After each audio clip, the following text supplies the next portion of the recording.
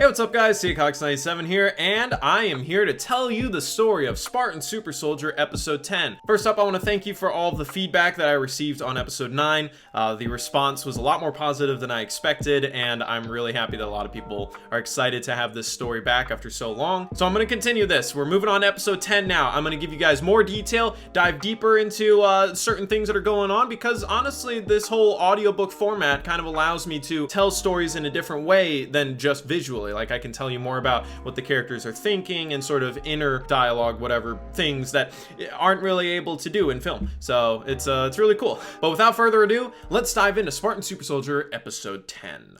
Chaos, mayhem, Marines getting killed left and right. Sword base is under attack. Grunts, jackals, skirmishers, and devastating elites. The poor Marines are no match, and no Spartans to be seen. Until gunfire rains down from the sky, a Falcon swoops in and drops off Alpha Squad. They roll in to beat the forces out the immediate area. Despite Corell's helpful callouts, the team aren't on their A-game with Sean missing. And what's worse is Sergeant Camden keeps stepping in to give conflicting orders. Chris luckily fills in some of the gaps and guides his friends through, showing surprising prowess in the field for a novice. And with that, the Covenant forces are soon beat out of the courtyard, giving a breather to our heroes. But Corell and Camden immediately start arguing. Camden half-assedly is trying to give orders like a proper sergeant, but he's way out of his element. And Corell, who has the right idea, but his pride is getting in the way. The men are confused. Alex comments, "If we don't work together on this, then the mission is a bust already." Sword base could fall, which will be the last straw in this war. The Covenant could win.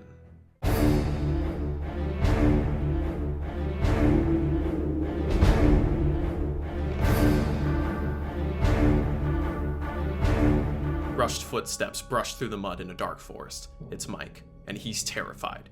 He stops to catch and breathe and looks back behind him. Nothing yet. He collapses against a tree and finally lets out his emotions. Is his team dead? Probably. Is he completely screwed? Definitely. This is it. This is all he wanted. The killer action of being a Spartan, and it's nothing like he thought. He's gonna die alone and afraid. He looks ahead and sees a sign pointing to an outpost. Maybe they have a radio? Mike picks himself back up and heads off. And yet, unbeknownst to him, an invisible figure is following his trail. Outside the sword base courtyard, Alpha Squad is coming up with a game plan. Well, trying to. With Corell and Sergeant Camden clashing constantly, the whole team is just completely confused. They need to activate the 2 anti-aircraft turrets so air support can have clear skies and land reinforcements from HQ. Unfortunately, Alpha Squad is the only team available, as the only other Marines and Spartans that made it are busy defending the front entrance of Sword Base. Camden argues they need to split up to go activate the 2 anti-aircraft turrets, while Corell argues they need to stick together to defend the entrance for the inevitable Covenant reinforcements. The team isn't at its best and can't handle splitting up. Jordan gives a little roast, pointing out Sean isn't here thanks to Corell's actions. Corell snaps at him. Chris steps in and suggests the team can function split up. They just need to work together and follow a solid game plan. Arguing isn't going to get the job done. His plan is Camden stay to defend the entrance because of his close quarters expertise and being the best fighter. The rest should take out Covenant at the bases and activate the turrets. Corell argues Camden can't split up because he's the sergeant, so he needs to lead, while also shutting Chris down and belittling him for giving orders. Everyone seems lost again, until Sergeant Camden agrees to Chris's plan, while ordering Corell to stay with him to help defend, with a technical order from their sergeant, and frankly one that they actually kind of like. Everyone steps up and follows Chris out. Corell remains behind, silent with rage as he has finally lost control of his men. Inside Sword Base, Officer Richard, Eclipse, Tim, Brian, and several other Spartans retreat into the main foyer of Sword Base. They seal the doors to the west entrance, but the door won't hold long with a garrison of Covenant forces attempting to break through. Richard calls into Alpha Squad, requesting an update on the east side courtyard. Corell answers and informs him the courtyard is secure for now, but there's been a mutiny. He's lost control of his men. Where's your sergeant? He's with me. The rest have left to activate the anti-aircraft turrets against my orders. This is mutiny. Actually, I made the call for Chris to move ahead with the rest, so there's no mutiny here. Oh, then... Sir, this order does not make sense. If the Covenant make another push to this courtyard, we won't be able to hold them back. Yes, we will. We just have to have faith Chris can get those turrets online in time for reinforcements to arrive. Come on, Corell. Alright, both of you need to sort this out. Hold the line. The call ends. The rest ask Richard what the plan is once the door falls. They are all that stands between the Covenant and the secrets of Sword Base. Officers from HQ are on standby, but need those turrets up. It's all up to Chris now. And with that, the door bursts down, and the Covenant flood in. Lost in the woods, exhausted and out of breath, Mike crouches behind a bush, waiting, listening. Vader is near. He can't outrun him forever. This is it. He will die right here.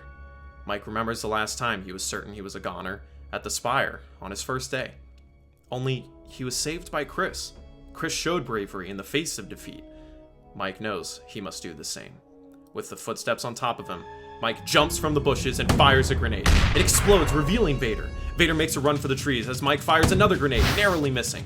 With Vader's camouflage momentarily down, he evades his way towards Mike. With Mike's back to the tree, he fires one last grenade. He lets go of the trigger early and EMPs Vader, knocking out his shield and stunning him. Mike lets out a "Yeah, suck my dick!" and retreats with an angry and slower Vader in tow. Outside Oni's sword base, Chris brings the group together to devise a plan. He suggests he and Jordan take the base with the multiple ghosts, while Alex and Riley take the other with a single wraith. They all communicate together well as a team without the BS of leadership clashing. Let's go. Chris and Jordan take down some grunts and jackals when the ghosts come over the ridge. They duck and dodge, working together to keep each ghost unable to nail down their position. Chris is the first to jump over a charging ghost and successfully hijack it. Jordan calls out, "Hey, that's smart," and does the same. "Whoa, I've never done that before!" As they head to their turret, Chris checks in on Alex and Riley.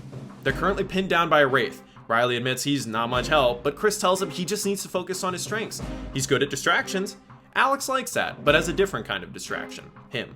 He shoots down a grunt and tells Riley to run and pick up its plasma pistol. He whispers the rest of the plan.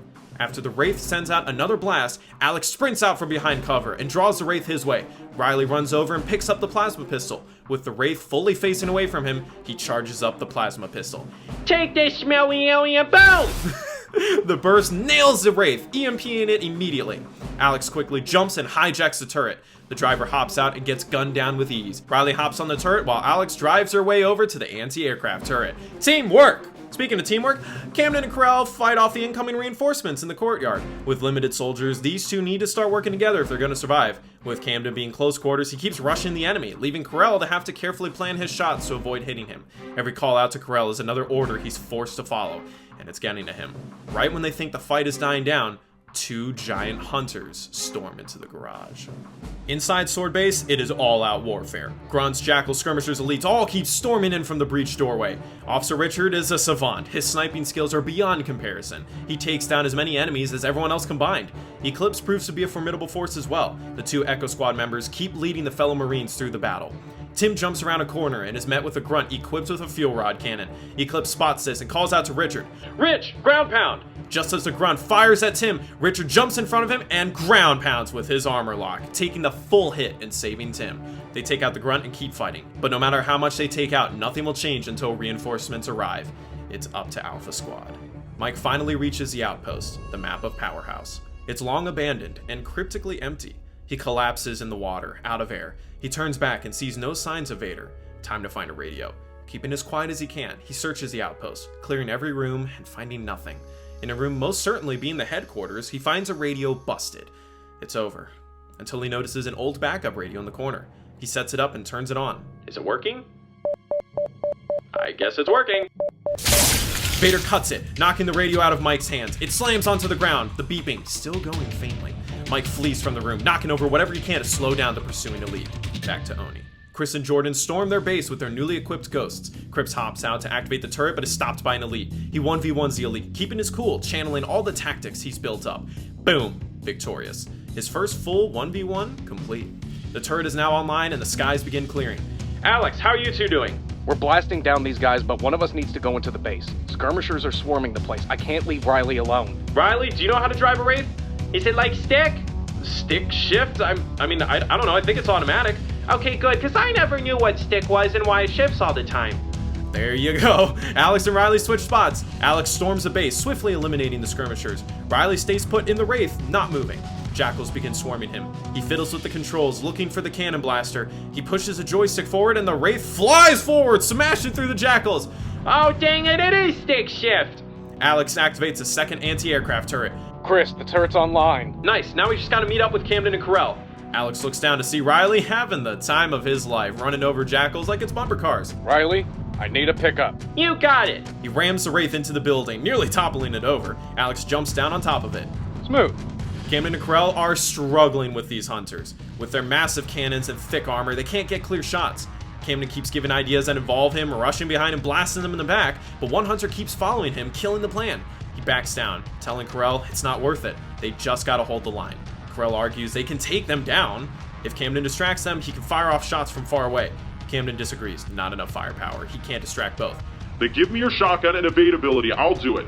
Carell, if I can't do it, you definitely can't. All right, let's find out. Carell rips the evadability from Camden's armor and steals his shotgun, rushing into the thick of it and furiously ducking and dodging the green blasts from the hunters. Camden pops from cover and fires at their backs, causing both to turn his way. Carell rushes up behind one and fires a shotgun blast, hitting it in the back. It whips around, furious as hell. It winds up its hand and bashes Carell, sending him flying across the room. Camden lets out an honest cry, "Carell!" He's not moving.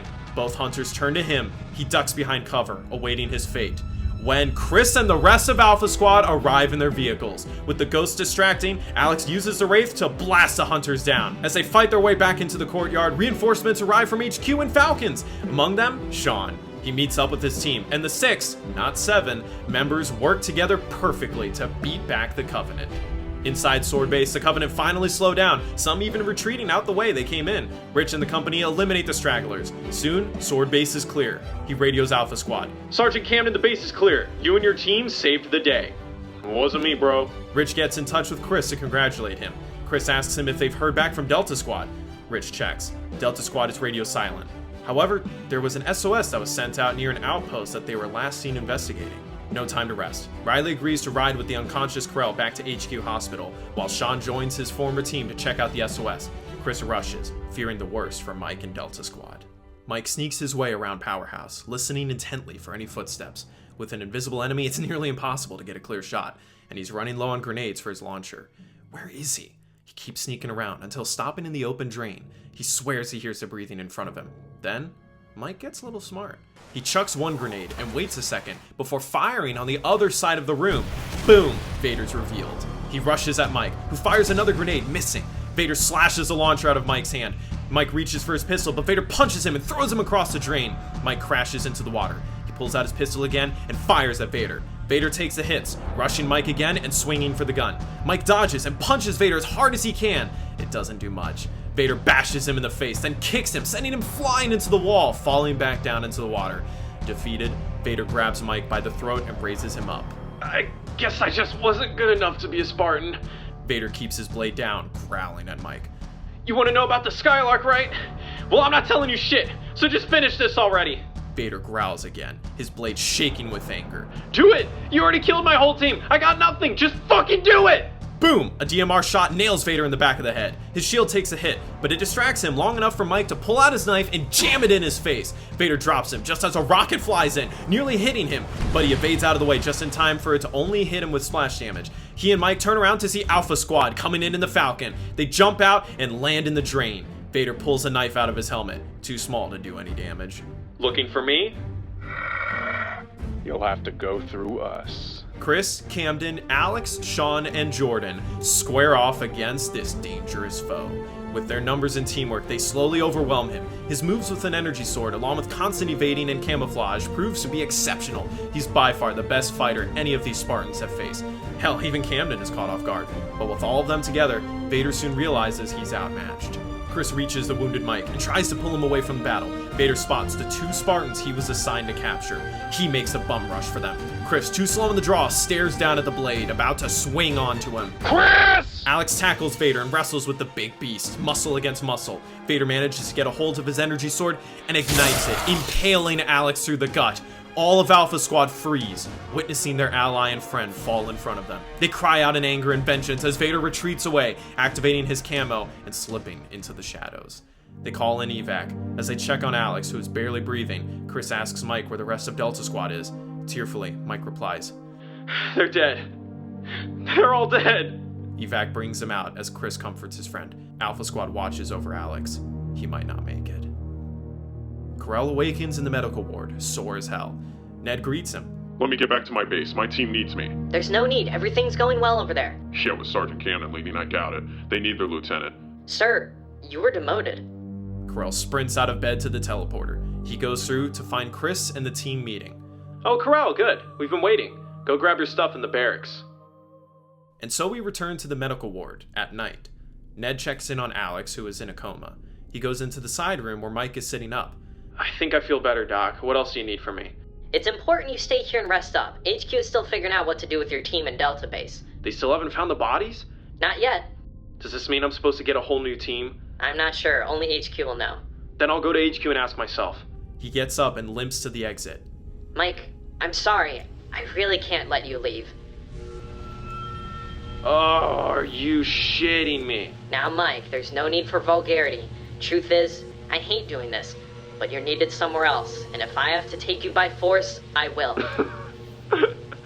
Vulgarity. Oh my god, this shit is priceless. Mike, are we doing this the easy way or the hard way? You know what? Let's go a hard way, like my dick, which you can...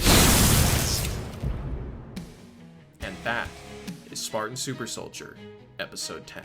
What did you think? This one was a big one. It was the ending of the second act of Spartan Super Soldier, essentially, every act being 5 episodes. So this one really did pay off a lot of things that were set up. It was a long one, too. There was a lot that went down in this episode. First of all, Together We Stand, the episode title, is very ironic because in one hand, you have Alpha Squad finally standing together, rallying behind Chris and Alex's leadership. But then at the same time, you have Mike, who is completely alone, doesn't have his team at all. And it's this thing where he stands, even if he's not with anyone, it's, you know, the memories of what Chris did for him. There's just memories of his team. It's this feeling that even when your soldiers and your teammates aren't with you, you still stand together in some way. They back you up, you know, spiritually. At the same time, we finally have the reveal. The person who let the lead Vader into the medical ward was Ned. A lot of people guessed it. This will be now very interesting to see what happens now that we know it's Ned, because the only person who knew it was Ned has now assumedly been captured. So now Mike avoided all that just to get captured in the end, which sucks.